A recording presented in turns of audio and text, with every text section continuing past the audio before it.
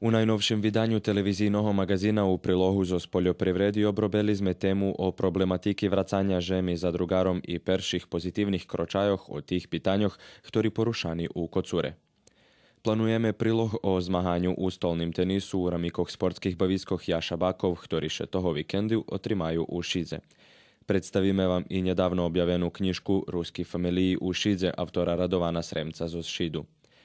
Čast magazinu pošveceli sme nedavno upokojenomu Mihajlovi Vargovi, doajenovi Ruskoho narodnog teatra zo Ruskoho kerestura.